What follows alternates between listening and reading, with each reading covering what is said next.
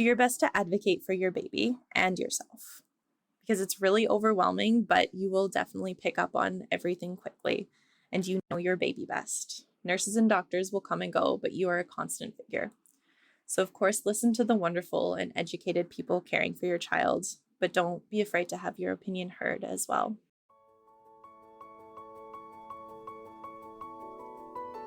Getting pregnant and giving birth are two of the most exciting things you can ever hope to experience in this life. The moment you think you could be pregnant, you're frantically searching for all the best information, which is why you're here today. I'm Stephanie King, and with my many years of experience as a professional childbirth educator, doula, and lover of all things pregnancy, birth, and postpartum, I'm here to make preparing for your birth enjoyable, empowering, and totally easy. Each week, I'll cover different topics, interview professionals, and get into the nitty-gritty birth stories from mamas just like you. And when you're ready for more, you can join me in the My Essential Birth course at myessentialbirth.com, where I take you step by step through exactly how to prepare your mind, body, spirit, and partner for a birth you love. So let's get started.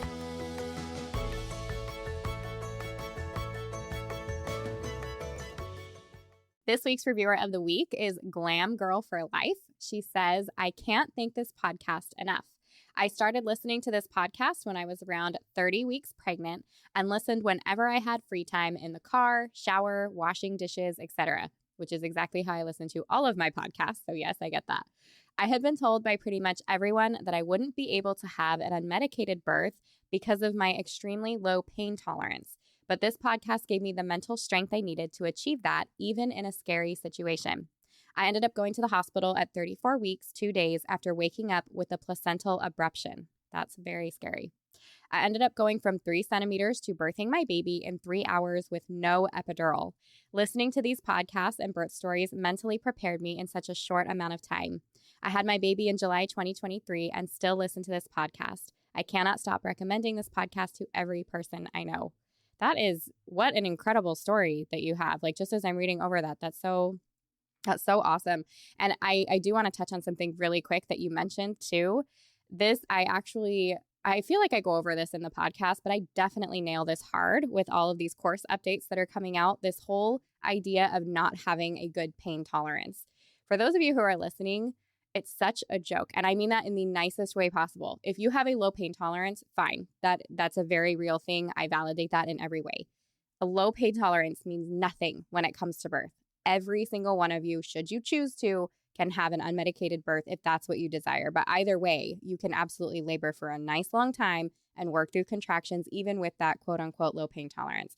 Birth is very different than maybe other kinds of pain, like stub your toe, sharp shooting pain. It's not like that. Your body builds up. Mother Nature is nice and gentle with us, and we are powerful, and we have the opportunity to do these things. So with that, we have another incredible birth story for you guys today. So Kyla is here with me, and this is a pretty neat story. I'm going to let you kind of introduce yourself and maybe a little bit of the background here. But Kyla is here to share her birth story with us today, and I could not be more excited. So Kyla, say hi to everybody and tell us a little about you. Hey, as you heard, my name's Kyla. My husband and I, we had our daughter very premature. She was born at 28 weeks. And I have been listening to yours and other birth podcasts for years and years. So I knew your birth course was the one I wanted to take. I was very excited to jump into that. I was a little nervous that we were going to have a hard time getting pregnant because my cycles were so irregular.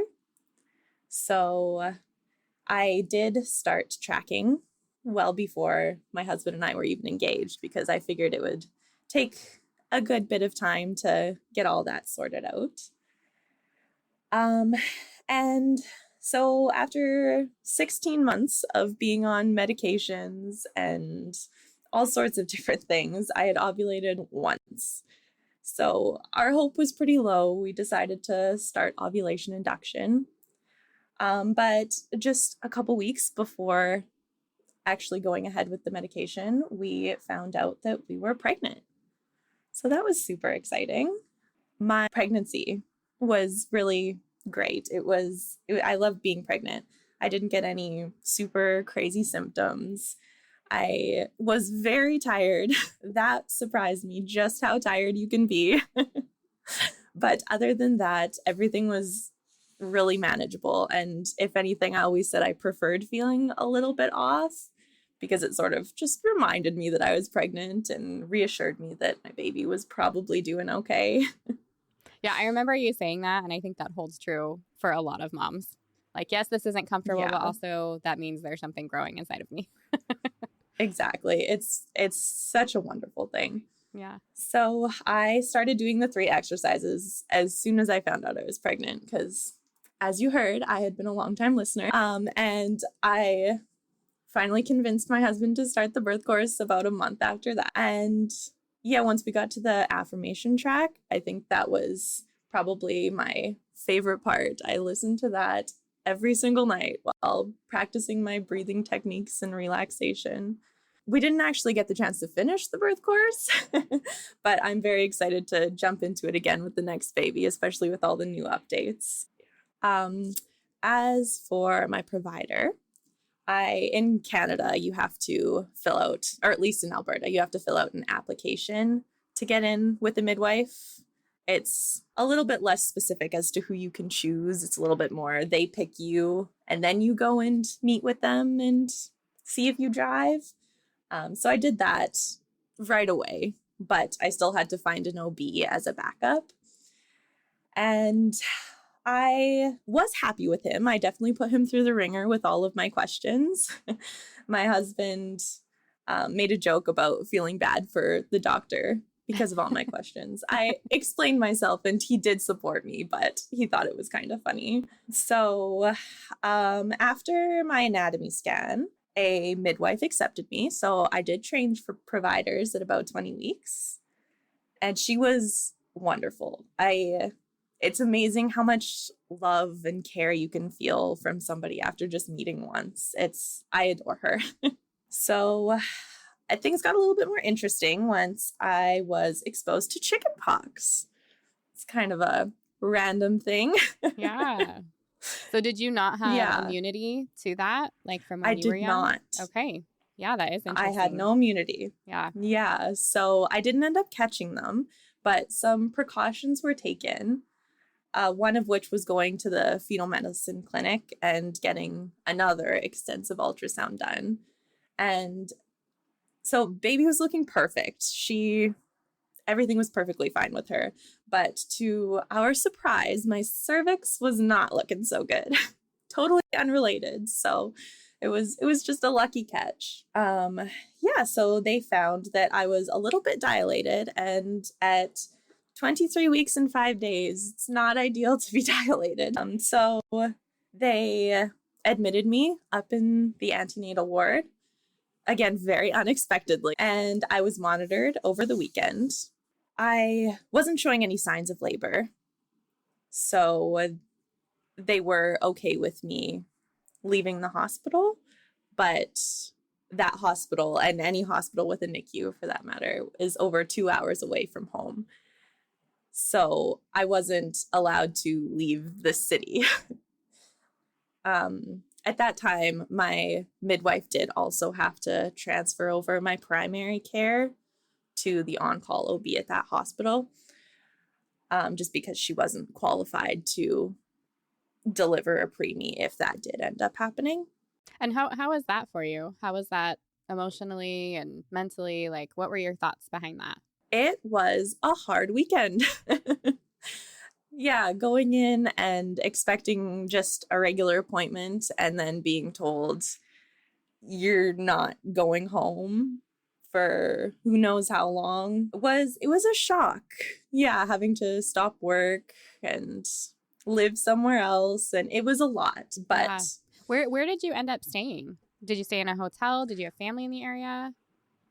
we had family. My brother-in-law and his fiance lived just a couple minutes from the hospital, so they very graciously opened their home to me. That would be such a hard thing. Like, you don't know. You're going to give birth now in a couple of months and don't leave. Exactly. Yeah, Yeah. we were hopeful that I would make it to full term, and my midwife said she would take.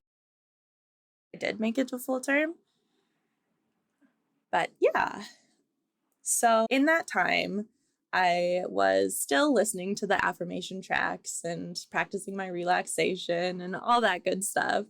And my husband and I continued working on the birth course on the weekends when he would come to visit. But about a month later, I had another ultrasound and I did a lot of praying just to feel at peace with whatever the outcome. And I didn't think that it was going to be any different. I really wasn't having any contractions or anything like that. So I expected it to be pretty similar, but it was not. They, again, found that she was doing great, but I was completely effaced. And later, through a cervical exam, found out that I was now about 4 centimeters dilated. And I was 27 weeks and some days at this point. So I was admitted again and given steroid shots to help her lungs develop because we were pretty confident that she would be coming. So yes, I did feel pretty at peace with it though. Just having all of that time ahead of time to sort of grieve the birth that I was hoping to have and prepare for our possible reality of welcoming a preemie. It was a nice chance to get to do that. Yeah, I do love that you shared that, and we hope, like, sometimes there are very emergent things. It's like you go in for a check and it's all of a sudden today, we're doing something today. Yes, for sure. But that would be very many different. times you have a little bit of time and there is processing that happens during that. And I do feel like that's a grace period, that we're given to be able to work through it and be okay with the birth and be even excited, okay, she's coming early and that means we get to meet her soon. There can be positives even in the scary. So I love that you shared that. Exactly. I feel like that's sort of the overlying theme of her whole story. Yeah. So I was only in the hospital for a couple of days before I started having some bloody show. And then a couple days after that, I had my first contraction at 7:30 in the morning. So it was pretty crazy just how the timing of it all worked out. Were you still in the hospital at this point, or were you back at your brother-in-law's? I was admitted again. Yeah, they said that I wasn't going anywhere until this baby came. Yeah. So, I knew it was a real contraction, not the Braxton Hicks that I had here and there because of this podcast. And they're described really well. They do sort of start in your back and wrap around to the front, and they're just very tight. So I had about 2 or 3, and generally I wouldn't recommend timing them this early, but just because I really wanted to have as much information as I could, I did start timing them. They were anywhere from like 30 to 60 minutes apart still. They weren't super consistent. I did feel really calm and prepared though, again, probably because I had that time to prepare. Okay, before we dive into the birth story, tell me a little bit about your husband and the preparation that he did. So it sounded like you got him to watch the birth course, maybe listen along to some affirmations and stuff. What kind of conversations or even like mental emotional prep were you guys doing together, or how did he support you through all of this? Because in the beginning it was probably, and you let me know, but it feels like it was probably more the excitement of like, we're going to have a baby and we're preparing for birth and all that. And then when things changed, I'm sure that conversation and the way that he supported you changed too. So I would love to hear kind of like before and after, like how he started supporting you, and then what that looked like before the birth started. For sure. So you're pretty bang on. In the beginning, I was just so excited for all of it. I was excited for my water birth at a birth center with my midwife, and I was preparing him for all of that. And I definitely did share with him, say what would happen if we got transferred to the hospital, but we were pretty deep into the natural holistic birth prep, counter pressure and all that good stuff. And then when things shifted, it was a lot more both of us just accepting that whatever happened was going to happen. Our conversations changed a lot more to, I know it's a part of the birth course, we didn't get to it, but when you sort of choose your most important things, the birth mapping, we sort of went through that and together just decided what was most important to us that we could try to get. Did you find that he was really, like, was he easy to talk to? Was he supporting you emotionally? Like, what was his role in this that helped you along the way? I want moms to hear it. I want that to like resonate with other moms so that they can share it with their husbands too, you know? He was my rock. I'm sure he was just as terrified, if not more terrified than I was, but he did not show it until after the fact, at least. Yeah, he was always the voice saying that whatever happens, it's all gonna be okay. Oh, I love that. I love husbands. We need them. They're pretty great. Yeah. Okay, take us through the birth. Tell me, so you had that very first contraction. You said 7:30 in the morning. Take us through what that looked like all the way to the birth of your baby. So, they really weren't painful contractions for the most part until very much near the end. They really just were tightenings. And I didn't really have to work through them at all until later in the afternoon when they started being pretty regularly 10 minutes apart or so. I was surprised with how casual the nurses were at the hospital because I was still a patient. I was admitted, and I was letting them know what was going on. But I realized that they didn't come check on me any more frequently or anything like that, which surprised me. I'm not complaining, but I was surprised. They really didn't come check on me more until, let's see what I have written down. I think it was around 3:30. They started coming closer to every 5 minutes apart. And that's when they started taking things more seriously. And they put me on the monitors to see what was happening and how baby was doing. Once again, she was doing great. And I was still managing perfectly fine. My husband, I let him know all throughout the day how things were going and what things were looking like because he was at work at home. So he had a 2-hour drive to get to us and we didn't want any false alarms. So we're sort of waiting until we knew for sure that it was going to happen. So around that 4:00 mark, I called him and said, it's probably time for you to get on the road. I told him he could take a shower first, go home, all that good stuff. I'm glad he didn't listen. He actually laughed at me. It was a good call to not go home and take a shower. Then I was wheeled up to labor and delivery and hooked up to the monitors up there. And she was very small. So it was very easy to lose her on the monitors. So I didn't have really any freedom of movement because anytime I would move, she would move and they would have to find her heartbeat again. Which that's another one of the things that I was hoping to have was that intermittent monitoring, but I fully accepted the fact that it was best to keep a closer eye on her. Oh, another important point was that I had to get ultrasound done right before I went up to labor and delivery to make sure she was still head down. Because again, when they're so little, they do somersaults all day long. But thankfully she was. I'm going to be honest, I was really nervous that I was going to have a C-section.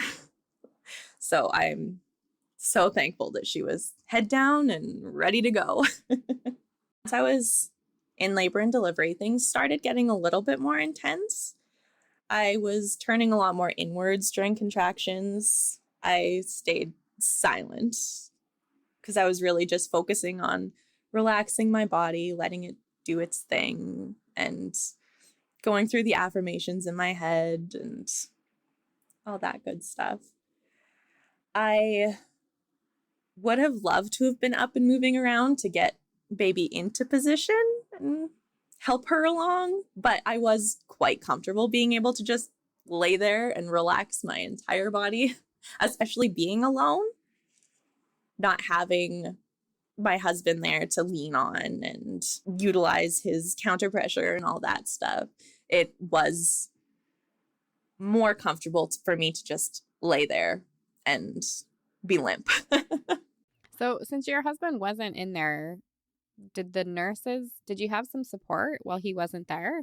I did not. My midwife showed up about a half hour before he did because she said if she was available that she would still come be my doula, even though she couldn't deliver the baby, which was, again, just wonderful. Like, who else gives you that sort of care and support? It's beautiful. But no, before that, I really wasn't offered anything other than pain medication. But maybe that would have been different if I had needed it. I really was I was doing okay. Something that was very uncomfortable, though, was getting an IV. Another thing that I did not want, but when they're that little, they give you magnesium to help their brain development. And that's given through an IV. So because it was for her, I was okay with it. Yeah. But yeah, they tried 3 times for that IV. And I think I had more wounds from their IV attempts than I did the actual birth. Wow. No fun. No, not at all. But anyways, yeah, my midwife arrived about 2 hours before my daughter was born, and my husband about a half hour after she did. So yeah, it was really just the last stretch that I had my people there. But my husband was on the phone with me for majority of his drive. And he also spoke many affirmations to me. I honestly, for him, don't know if it was better or worse being on the phone, because every time I would have a contraction, I would go silent, which I'm sure kind of made him worry. But again, he didn't show it. He was wonderful. And once he walked into the room, I just felt so much relief. Like, I just felt like, okay, we can have this baby now. So I'm sure that sped things along a little bit as well. There was I asked to go to the bathroom. I had to pee so badly, but I wasn't feeling any pressure or anything like that yet. So my midwife was helping me up to go to the bathroom, and my nurse stopped her and said I couldn't go. She said that she's seen preemies unexpectedly delivered on the toilet before, and she didn't want that happening today. So yeah, that was not my favorite. I understood where she was coming from, but I didn't love that. She stuck a bedpan under me, and I couldn't go sitting on the bed. Yeah. It just wasn't going to happen. Yeah. So I do think that hindered my progress in pushing quite a bit, but yeah, overall it was all wonderful. I also see I would be a quiet birther. You know, those videos that you see of women just silent their whole birth. I was hoping that was going to be me. It was not at all. Join the club. My husband you says and me both. Exactly. Yeah. He said the kinds of noises that I made while I was pushing, he doesn't think that I could ever make those outside of birth. He doesn't think he will ever hear them outside of birth. Oh, that's hilarious. Yeah. I love it. And I got my natural delivery. It was beautiful. That's awesome. Were they able to put her immediately skin to skin? Was she whisked away because of breathing and all that? Like, what was that like once she was born? Yeah. So it's hard to imagine just how small these babies can be. She was such a good size, and she looked so strong and healthy, but her first blood pressure cuff fits around my finger. Like, she was little. A part of me was scared to touch her when she was born, because she was, even though she looked so strong, so fragile. But it was my midwife that noticed that and said, "That's your baby. You can touch her." And that comment was so simple, but it really struck me. Like, I was so proud of myself for birthing her, and so proud of her for getting through it. And there was so much love. It was beautiful. She did start breathing on her own, so they let her have a minute of delayed cord clamping. And they were thinking about putting her up on my chest, but her cord was really short. And they just wrapped her up in sort of a plastic sleeping bag, it looks like, to help her to retain her heat. And I got to cut the cord because my husband's a little squeamish, which is, the delayed cord clamping. And I mean, even though it was only a minute, and me getting to cut the cord are things that I didn't expect to get to do. So that was a really pleasant surprise. Yeah, so she was wonderful and strong, but it was probably less than 3 minutes before she was taken to the room next to us to get hooked up to the monitors and get respiratory support on and a central line placed and all that stuff. But they did bring her back into the room again before they took her to the NICU, so I could hold her hand and say hello. And it was wonderful. It again just took my breath away, seeing her rolled in with all these people and all these machines. It was overwhelming, but I could just see how much support she was going to get. And it's wonderful what they can do for those little babies. Can I take you back into the birth just for a moment?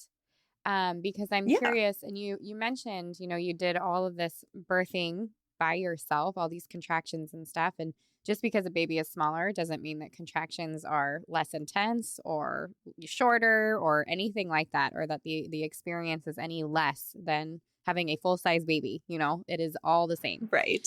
So I would love to hear, and especially since you said you had to be so still, but it ended up being okay. As contractions continued, like what did they do for you? So you mentioned they were more spaced out in the beginning. You mentioned that you had that like lower back pain, and then it started wrapping to the front. As contractions increased, what did that do? Did they get longer, stronger, closer together? And then how were you working through them? It sounds like a lot of that was probably mental, which labor is a mental game. Like that's the part that I think women don't understand when we're saying like low pain tolerance. No, like so much happens in our mind. We have so much power in our bodies. So I'd love to hear that, kind of how you started working through that. And then as contractions increased and even through the pushing, how that feeling changed for you and what you did to be able to work through that. Yeah, so they did get longer and stronger and closer together. And it was all mental. There, for me, was almost no physical aspect to it. It was all breathing and relaxation and affirmations.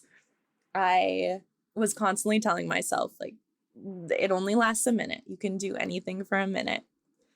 My nurse would ask me how my pain was on the scale every once in a while, and every single time I would answer that if they lasted more than a minute, it would be higher. But since it's only a minute, it's very low. That was definitely a big one. Pushing, I have to say personally, was not my favorite part.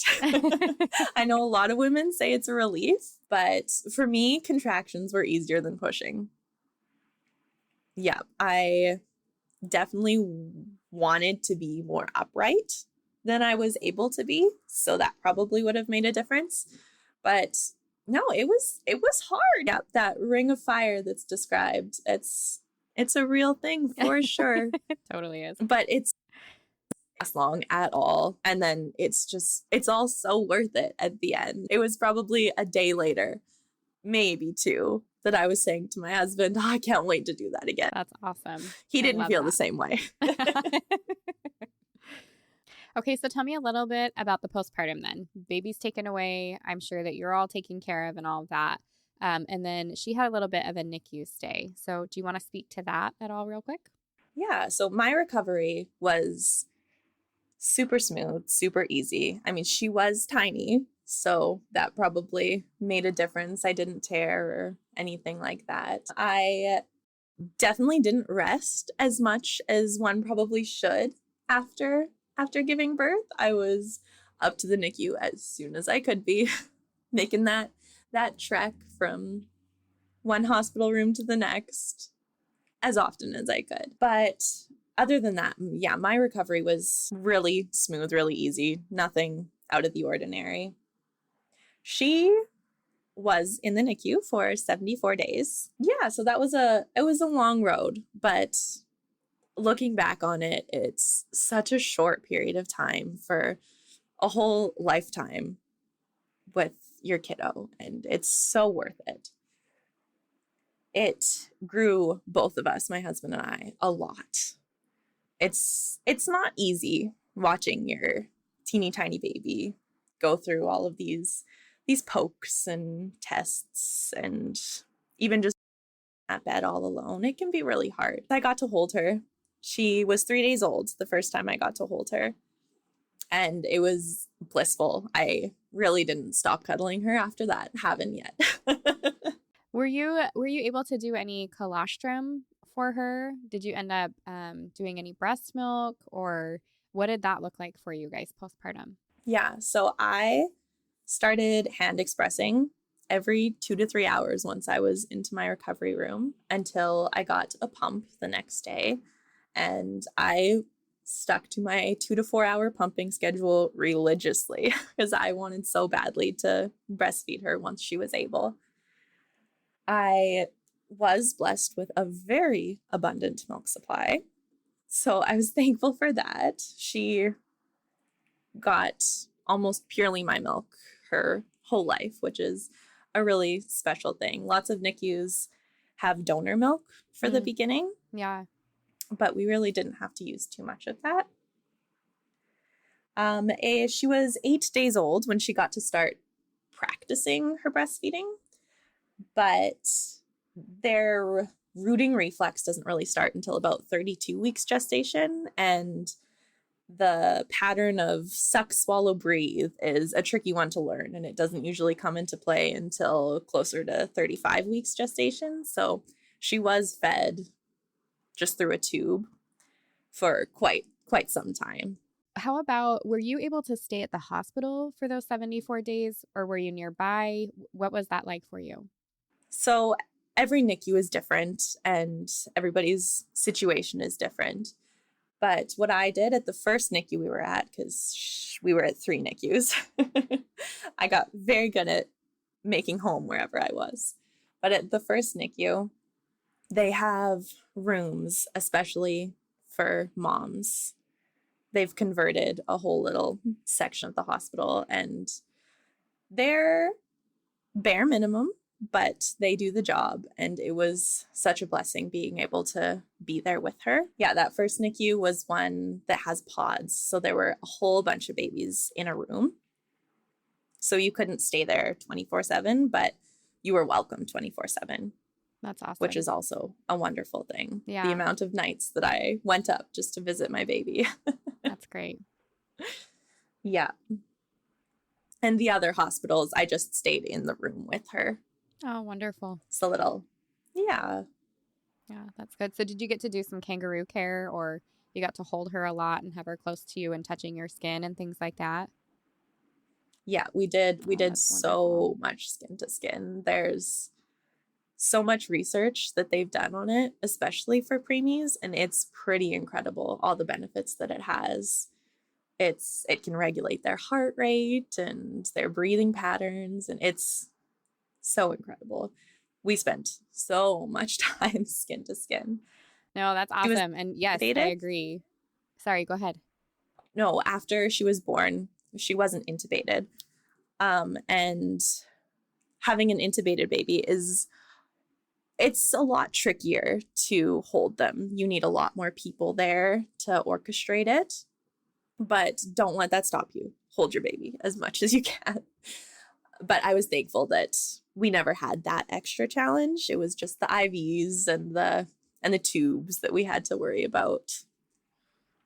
Yeah, that's awesome. I am glad that you got to be able to do that, because yes, there are studies out there. There's many studies, and we still have hospitals that are not always on board with that. And you're like, no, they need to be together. So I love that you were able to do that. That's really, that I love to end these episodes with advice for moms, advice for dads. But since you've had the NICU stay as well, do you have any special advice before we go into that, even just about NICU? I definitely do. I would say to take it one moment at a time, because sometimes even one day at a time is just too much to handle. So be gentle with yourself and take all of the wins, no matter how small. And do your best to advocate for your baby and yourself, because it's really overwhelming, but you will definitely pick up on everything quickly, and you know your baby best. Nurses and doctors will come and go, but you are a constant figure. So, of course, listen to the wonderful and educated people caring for your child, but don't be afraid to have your opinion heard as well. And to take care of yourself, it's hard when your baby's in the hospital to take care of yourself. And everybody's threshold for how many hours they can spend in a hospital room is different. But you're not going to be able to give your baby everything they need if you're burnt out. So take the breaks, as many as you need. When you are there, like we said, snuggle your baby as much as you can. It just feels so right to have them on their chest, on your chest. That's where they're supposed to be. They're supposed to be with you. So it's the best place for them. And lastly, never lose sight of all that you have to be grateful for. The fact that your baby is here today and you get to love them, that they have a wonderful care team all looking out for their best interest, for your support system and the sunshine, all the little things. God has a perfect plan, and there's so much light even in the darkest of days. So that's my advice for NICU parents. I love it. It's hard, advice. But it's so worth it, and you will get through it. Thank you for sharing that. That's lovely. Thanks for sharing your story, because I know it's going to touch many lives. It's pretty powerful. I am so honored to get the chance to share it with you and with everybody. There are so many beautiful miracles in her story that they're worth sharing. Yeah. Hope to somebody. Yeah, I do too. And I bet they will. So thank you again for being here. Thank you. If you loved what you heard today, the very best way to support this podcast and help other moms to find it is to leave a quick review. I read one at the beginning of the episodes, and I would love for yours to be next. And if you're ready for even more pregnancy, birth, and postpartum goodness, come join me in the My Essential Birth course at myessentialbirth.com, where I will hold your hand and walk you through pregnancy and birth step by step, so you're totally prepared for a birth you'll love. See you next week.